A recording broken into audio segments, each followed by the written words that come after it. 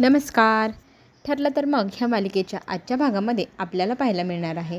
इथे सायली मंदिराच्या बाहेर पोचलेली असते. मंदिराला पाहून तिला काही गोष्टींचा दृष्टाव होऊ लागतो. पाठमोरी चालणारी ती मुलगी, तिच्यासोबत तिची आई आणि बाबा. मग ती एका म्हातारीजवळ जाऊन जिथे पेरू, मिरची आणि मीठ लावून विकणारी असते ती आजी, तिथे ते जातात. त्यांच्याकडनं पूजेचे साहित्य घेतात. या सगळ्या गोष्टी तिला दिसू लागतात आणि मग ती अर्जुनला सांगू लागते, अहो इथे एक आजी बसायच्या, त्यांच्याकडे पेरू असायचं, तिच्याकडे भंडारा असायचा, पूजेचे साहित्य असायचं. ती आजी आज इथे दिसत नाही आहे, कुठे गेली असेल? तर अर्जुन म्हणतो, मला इथलं काही ठाऊक नाही, मी पहिल्यांदाच आलो आहे. तर सायली म्हणते, अहो इथेच याच झाडाखाली बसायची ती आजी. योगायोगाने थोड्याच वेळात तिथे आजी नातवाला घेऊन आलेली असते. तो नातू बसायला चटई टाकतो, त्याच्यावरती पूजेचं साहित्य मांडू लागतो आणि हे पाहून खरं तर आश्चर्यच वाटतं अर्जुनला. अर्जुन मग तिला म्हणू लागतो, तू पहिले याच्या आधी कधी आली आहे इथे? तर ती म्हणते, नाही हो, कशी काय येईन मी, मधुभाऊंसोबत राहायची ना मी कधी आलेलं मला आठवत नाही. पण का कुणास ठाऊक ती जे जे सांगते ते सगळं काही खाणाखुणा योग्य आणि त्याच ठरत आहे. योगायोग असू शकतो असं म्हणत अर्जुन म्हणतो, चल मग आपण त्यांच्याकडेच पूजेचं साहित्य घेऊया. दोघंही मग आजींला पाहून आजींकडे पुढे पुढे जाऊ लागतात. खरं तर सायली विचारात पडली, ह्या गोष्टींचा दृष्टावा तिलाच का व्हावा? ती पाठमोरी दिसणारी मुलगी कोण असेल बरं? आता प्रियाच्या चेकअपसाठी डॉक्टर आलेले असतात. तिची तब्येत व्यवस्थित आहे का नाही, सगळं काही चेकअप तिचं चालू असतं. तिला खरं तर आता जेलरकडे एक रिक्वेस्ट करायची. त्यांना सांगायचे, मला माझ्या घरच्याशी फोनवरती बोलायचे. तर आता जेलर म्हणतात, आधी पत्र लिहायचं म्हणाली, आता तुला फोन पण करायचा आहे. एक एक तुझ्या अटी वाढतच चालल्या आहे. ठीक आहे, तुझ्यासाठी मी प्रयत्न करते, असं इथे जेलर म्हणू लागतात. खरं तर तिला कल्पना म्हणजे तिच्या भाषेत कल्पीशी बोलवून तिला कल्पीला निरोप द्यायचा आहे. ती प्रेग्नंट आहे म्हणजे इमोशनल ब्लॅकमेलच करायचं एक प्रकारे. तिला तिच्या बाहेर सुटकेसाठी प्रयत्न करायचे असेल तर तिला कल्पनाची मदत घ्यावीच लागेल. म्हणून ती प्रयत्न करते, एवढी झटपट करते. आपल्याला आता पुढे पाहायला मिळेल की मैपत घरी आल्या आल्या लगेचच स्वतः सुधारतोय तर दुसऱ्यांना पण सुधारवण्याची तयारी करत आहे. आणि मग महिपतला असं वाटतंय की तो सुधारला आहे, त्याच्याबरोबरची सगळी मंडळी पण सुधारावी. म्हणून तो आता इथे पोलिसांना बोलून त्यांना सांगू लागतो की माझ्यासोबत माझे हे जे पंटर आहे यांनाही शिक्षा व्हायला हवी आणि त्यांनाही माफी मिळावी. म्हणून तो आता स्वतः प्रयत्न करतोय आणि तो सांगतोय, हे बघा, मला असं वाटतंय की मी सुधारलो तसं माझी माणसंही सुधारायला हवी, तर तुम्ही यांना अरेस्ट करा. पोलीस मग ते सगळं काही प्रोसेस करायला घेऊ लागलं. आता खरं तर महिपत सुधारतोय ह्या गोष्टीचं सगळ्यात जास्त टेन्शन इथे सचिनला आले. बाहेर सुटायचं होतं, निघायचं होतं, म्हणून जो प्रयत्न केला त्याला एवढं सिरियसली घ्यायची काय गरज होती असं त्याला वाटू लागले.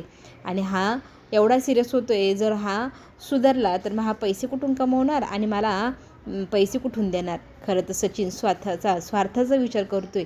त्याला खरं तर महिपत सुधारावाच नको आहे, कारण तो जर सुधारला मग तो पैसे देणार नाही, पैसे कमवायची भानगडी करणार नाही. आणि एवढा शॉर्टकट मार्गाने खरं तर तो पैसे कमवायला निघाला आहे सचिन. त्या सगळ्या गोष्टीवर इतके दिवस मेहनतीवर घेतलेला सगळं पाणी फिरून जाईल.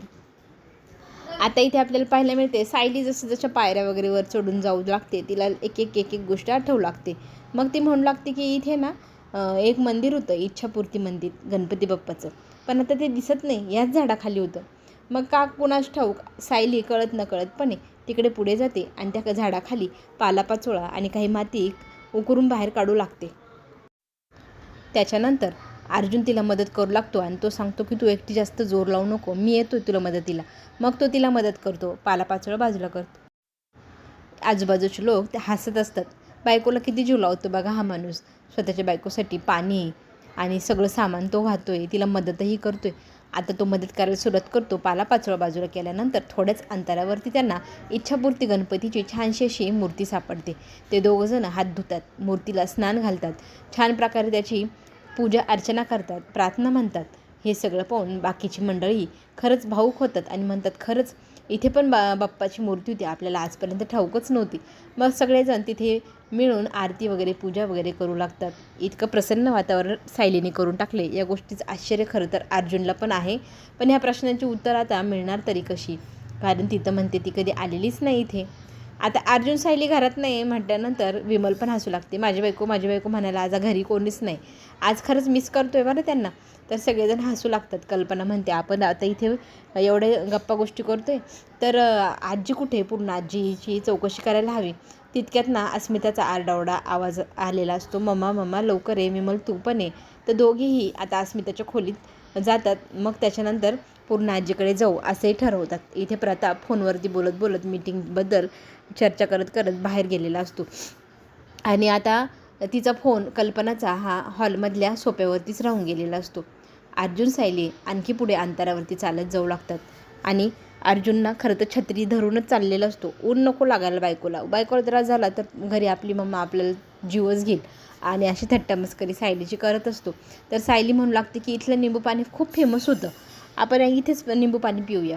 मग त्या व्यक्तीला निंबू पाणी बनवायला सायली सांगते. तर अर्जुन म्हणतो नाही, आमच्या घरच्या पाण्याचंच बनवून द्या. मग तो माणूस म्हणतो हो चालेल. आता सायली त्या मुलाला कळत न कळतपणे विचारू लागते, मी तुम्हाला कुठेतरी पाहिले, तुम्ही तुमच्या वडिलांसोबत तिथे राहायचे का पहिले? तर तो म्हणतो हो, हे माझ्या वडिलांचं दुकान खूप जुनं दुकान आहे, आता वडील जरा आजारी आहे त्याच्यामुळे ते घरी असतात, मी ते दुकान चालवते. सायली आता हे सगळं कसं काय ओळखते त्यांना, म्हणून आता तो मुलगाही प्रश्न विचारतो आणि अर्जुन पण. सायली म्हणते माहीत नाही, मला ना छोटंसं काहीतरी आठवल्यासारखं वाटलं की इथे एक काका असायचे, तर म्हणून मी विचारलं. आश्चर्य वाटतंय अर्जुनला. सगळ्या गोष्टी तू कधी आलेली नसतानाही तुला कशा इत्तंभूत माहिती आहे? असं काही वाटते की तू इथे पुन्हा पूर्वी कधी येऊन गेलेली आणि पुन्हा आली आहेस. आता कल्पनाचा मोबाईल हॉलमध्येच राहिलेला असतो. आजी हॉलमध्ये आलेली असते. कल्पनाला हाका मारते पण कल्पना कुठेच दिसत नाही. तर कल्पना तिचं मोबाईल पण इथेच टाकून गेली वाटतं. मग आजी म्हणते अरेच्छा, मोबाईल पण इथेच राहिला आहे. आता खरं तर इथे रिक्वेस्ट केली होती आपल्या प्रियाने तिच्या घरच्यांशी फोनवर बोलण्याची, ती रिक्वेस्ट मान्य झाली. तर कुठल्या फोनवरती कॉल करायचा म्हणून तिला जेलर विचारू लागतात. तर तिने 2 नंबर दिलेले, एक नवऱ्याचा आणि एक सासूचा. तर आता सासूच्या मोबाईलवर फोन लावा म्हणत ती रिक्वेस्ट करते. तर सासूच्या फोनवरती इथे फोन लावला जातो. मग पूर्ण आजी तो फोन उचलते. तर प्रिया तिला म्हणते की पूर्ण आजी कल्पना आई कुठे? तर पूर्ण आजी म्हणते मी बोलते, तू बोल ना, कोण आहे? मग ती सांगते मी प्रिया, अगं तुझी तन्वी अश्विनची बायको, अगं मला तुला एक निरोप द्यायचा आहे. तर ती म्हणते काय? तर ती म्हणू लागते पूर्ण आजी मी प्रेग्नेंट आहे, घरच्या सगळ्यांना सांग ना, मी अश्विनच्या बाळाची होणारी आई आहे. ही गोष्ट ऐकल्यानंतर आधीच पूर्ण आजी आजारी, त्याच्यामध्ये आता आजारी पडलेली पूर्ण आजी चक्कर येऊन 10 दिवशी खाली कोसळते. सायली आणि अर्जुन मंदिरात पोचलेले असतात. जय मल्हार नावाचा तिथे जयघोष चालू असतो. सगळेजण त्या वातावरणात भक्तिमय आनंदाने रम्यमान झालेले असतात. सायली मनापासून पूजा करत असते, घरच्यांना सगळ्यांना सुखी ठेव, कुठलीही अडचण पुन्हा आमच्या घरात येऊ देऊ नको म्हणू लागते. तर अर्जुनला घरून कॉल येतो. मग तो कॉल रिसीव्ह करण्यासाठी तो बाहेर जातो. योगायोगाने सायलीलाही फोन येतो प्रतिमा हत्याचा, आणि ती म्हणते अगं माझ्याकडे गर्भसंस्काराचं पुस्तक किती मला सापडले, तुला देऊ का? तर ती म्हणते आज नका, आज ना मी मंदिरात आले आपल्या कुलदेवतेच्या. तर इथे लगेच प्रतिमा हत्या म्हणते अरे वा, त्या कुलदेवतेच्या मंदिरात ना आम्ही नेहमी जायचो आणि आमच्यासोबत तन्वी पण असायची. अगं मग इथल्या तन्वीच्या काही गोष्टी, काही मजेशीर किस्से ते प्रतिमा सायलीला सांगू लागते. सायली म्हणते म्हणजे मला ती कधीची पाठमोरी दिसणारी मुलगी आहे ती तन्वी आहे, आणि तन्वीची भास मलाच का होतात? प्रतिमा त्या सगळं काही सांगते आणि म्हणते चल तू जास्त वेळ नको वाया घालवायला, मी ना उद्या तुझ्याकडे येते असं म्हणत प्रतिमा फोन ठेव करते. सायली मात्र विचारात पडली, हा कुठला गोंधळ आहे? हा सगळा काय प्रकार आहे? तन्वी तिलाच का दिसते? तन्वीची भास तिलाच का होत आहे? तर योगायोगाने तिथे बाबा मंदिरात येतात. मंदिरात आलेले बाबा इथे गोंधळलेल्या सायलीजवळ जातात आणि म्हणतात तुझे भूतकाळातल्या काही गोष्टींचं उत्तर तुझ्याकडे नाही आहे ना, ते लवकरच तुला मिळणार आहे. त्या गोष्टींच्या तू एकदम जवळपास पोचली आहे. आजपर्यंत तू जे गमावलं होतं ते तुला सगळं काही पूर्वीसारखं परत मिळणार आहे असं म्हणत इथे बाबांनी तिला आशीर्वाद दिले. सायलीला मात्र हा काही गोष्टींचा ताळमेळच बसेना, म्हणून गोंधळलेल्या परिस्थितीत काय करावं सुचेना. पण बाबांनी तिच्या हातात खोबऱ्याची वाटी भंडाऱ्याने भरलेली दिली. इच्छा तुझी लवकर पूर्ण होईल असा आशीर्वाद देऊन बाबा तिथून निघून गेले. सायली आता त्या भंडाऱ्याच्या वाटेचा आशीर्वाद घेते आणि हा जो काही गोंधळ आहे तो लवकर सुटावा म्हणून देवाकडे प्रार्थना करते. पुढील भागाच्या प्रोमोमध्ये पाहायला मिळणार इथे प्रिया जेलमध्ये आलेली असते आणि तिच्यावरती कॉन्स्टेबल इतके चिडते, का तू एवढी माझ्यावरती आणि इथे सगळ्यांना प्रेशर टाकते, तुझ्या घरच्यांना तुझ्याशी बोलायचं नाही, तुझ्या होणाऱ्या मुलाशी काही संबंध ठेवायचा नाही, तरी तू वारंवार तेच प्रयत्न करते. तर प्रिया त्या बाईवर चिडते आणि म्हणते असं का?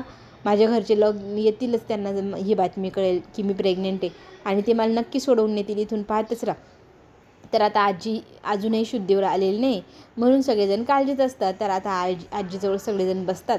तर इथे आजी शुद्धीवर येते तन्वीचा म्हणजे आपल्या सायलीचा आवाज ऐकून. तर आजी उठल्यावरती विचारू लागते की तन्वी कुठे आहे. तर मग हा प्रश्न असं काय विचारते आजी, म्हणून सगळेजण आश्चर्य करतात. तर कल्पना म्हणते, अहो ही काय तन्वी, तुमची लाडकी नाचून तुमच्याजवळ बसली आहे. तर आजी हसते आणि म्हणते, अगं ही तर माझी लाडकी सून आहेतच, ही सायली, तन्वी कुठे.